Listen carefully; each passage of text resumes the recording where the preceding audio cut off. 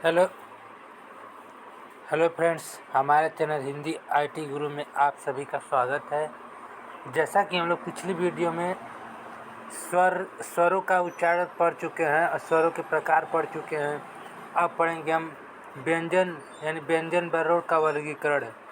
व्यंजन वर्णों का वर्गीकरण दो प्रकार से किया गया है। एक उच्चारण के स्थान के आधार पर किया गया है, दूसरा प्रयत्न के आधार पर। तो उच्चारण स्थानों के आधार पर व्यंजनों का वर्गीकरण कैसे किया गया है। तो उच्चारण स्थानों के आधार पर व्यंजनों का वर्गीकरण कंठ, तालु, मूर्धा, दंत, ओष्ठ, नासिका, कंठ, तालु, कंठोष्ठ और दंतोष्ठ ऐसे किया गया है। तो कंठ में आपका आता है क, ख, ग, घ, अंग, ह। और तालु में आता है च, छ, ज, झ, यहाँ यह आपका यह अलावा अंतस्थ व्यंजन और स, ह उष्ण व्यंजन। मूर्धा आता है ट, ठ, ड, अड़, र, स। फिर दंत में आता है त, थ, द, ध, न, स, ल। फिर ओष्ठ में आता है प, फ, ब, म, भ। नासिका में आता है य, म, ड़, न, म। फिर कंठ तालु में कुछ भी नहीं आता है, कंठोष्ठ में भी कुछ भी नहीं आता है, दंतोष्ठ में वह आता है। यानी व्यंजन में व का उच्चारण स्थान आएगा तो दंतोष्ठ आएगा। यानी कंठ में क वर्ग आता है पूरा, तालु में च वर्ग आता है, मूर्धा में ट वर्ग आता है और दंत में त वर्ग आता है, ओष्ठ में प वर्ग आता है और नासिका में य, म, ड़, न, म आता है। नेक्स्ट पढ़ते हैं हम आगे क्या है। अब प्रयत्न के आधार पर व्यंजन कितने प्रकार का होता है, व्यंजन कैसे किया जाता है। तो एक अभ्यंतर प्रयत्न होता है, एक बाह्य प्रयत्न होता है। तो अभ्यंतर प्रयत्न के अंतर्गत 8 आते हैं। एक स्पर्शी आता है, एक संघर्षी या उष्म आता है, एक स्पर्श संघर्षी आता है, एक नासिका आता है, एक उच्छिष्ट व्यंजन आता है, एक प्रकंपित व्यंजन आता है, एक पार्श्विक व्यंजन आता है, एक संघर्षहीन व्यंजन आता है। तो स्पर्शी व्यंजन के अंतर्गत कौन कौन आता है। तो स्पर्शी व्यंजन के अंतर्गत क वर्ग के 4 शब्द, च वर्ग के 4 शब्द और ट वर्ग के 4 शब्द और त वर्ग के 4 शब्द और प वर्ग के प्रारंभ के 4 वर्ड आते हैं। यानी क, ख, ग, च, छ, ज, झ ऐसे आता है। फिर संघर्षी उसमें क्या आता है, तो उसमें स, ह होता है। फिर स्पर्श संघर्षी में च, छ, ज, झ आपका आता है स्पर्श संघर्षी। नासिका आता है य, म, ड़, न आता है। उच्छिष्ट व्यंजन द, अड़ आता है। प्रकंपित में र आता है, पार्श्विक में ल आता है और संघर्ष में यह व आता है। अब हम पढ़ते हैं स्पर्श व्यंजन क्या कहते हैं। स्पर्शी व्यंजन किसे कहते हैं। तो स्पर्शी व्यंजन वे व्यंजन होते हैं जिनके उच्चारण में विभिन्न उच्चारण स्थानों का स्पर्श किया जाता है। यानी जिसके उच्चारण में विभिन्न उच्चारण स्थानों का स्पर्श किया जाता है उसे स्पर्श व्यंजन कहते हैं। जैसे क, ख, ग, घ, च, छ, ज, झ, ट, ठ, ड, ढ़, त, थ, ध, न, प, फ, भ, म। अब पढ़ते स्पर्शी संघर्षी व्यंजन क्या होता है। तो वे व्यंजन जिनके उच्चारण में दो अवयव इतनी निकटता पर आ जाते हैं कि बीच का मार्ग छोटा हो जाता है।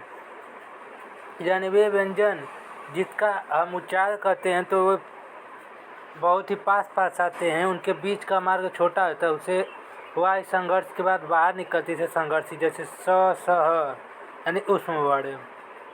फिर स्पर्श संघर्षी क्या होता है। वे व्यंजन जिनके उच्चारण का समय अपेक्षाकृत अधिक होता है, यानी इसके उच्चारण की अधिक होती है। जैसे च, छ, ज, झ। अब आगे पढ़ते हैं क्या है। आगे नासिक व्यंजन किसे कहते हैं। तो ये व्यंजन जिनके उच्चारण में वायु का वेग मुख से न निकलकर नासिका के द्वारा निकलता है उसे नासिक व्यंजन कहते हैं। यानी वह व्यंजन जो वायु से न निकलकर नाक से निकलता है उसे नासिका कहते हैं। जैसे य, म, ड़, न। अब उच्छिष्ट व्यंजन क्या होता है। तो वे व्यंजन जिनके उच्चारण में जिह्वा में महसूस कराती है जिसे इन्हें फेंक रही है। माने हमारे जीभ को लगता है कि यह बाहर की तरफ फेंक रहे उसे उच्चित व्यंजन कहते हैं। जैसे य, ड़ और ड और अड़, इसे द्विगुण व्यंजन या ताड़नजात या द्विपक्ष व्यंजन के नाम से हम जानते हैं। इनसे कोई शब्द प्रारंभ नहीं किया जा सकता। जैसे पेड़, सड़क, ये अनुसार तथा विसर्ग के बाद नहीं आते हैं, यानी उच्चित व्यंजन अनुसार और विसर्ग के बाद नहीं आते। जैसे डलिया, इन्हें स्वर रहित नहीं कहा जा सकता। अब पार्श्विक व्यंजन क्या है, तो वह वर्ण जिसके उच्चारण में जिह्वा मसूड़ों को छूती है और हवा का प्रमुख वेग जिह्वा के आसपास निकल जाती है, उसे पार्श्विक व्यंजन कहते हैं। यानी वह पार्श्विक व्यंजन वह व्यंजन कहलाता है जैसे जीभ मसूड़ों को छूती है और जो हवा होता है जो जीभ के आसपास से ही निकल जाता है, उससे पार्श्विक व्यंजन कहते हैं। जैसे ल। अब प्रकंपित व्यंजन क्या होता है, तो वे वर्ण जिनके उच्चारण में जीभ को 2-3 बार कंपन करना पड़े उसे प्रकंपित व्यंजन कहते हैं। यानी वह वर्ण जिसमें जीभ को 2-3 बार कंपन करना पड़ता है उसे प्रकंपित व्यंजन। जैसे र। अब संघर्षहीन व्यंजन क्या होता है, तो वे वर्ण जिनके उच्चारण में जिह्वा को संघर्ष नहीं करना पड़ता उसे संघर्षहीन व्यंजन कहते हैं।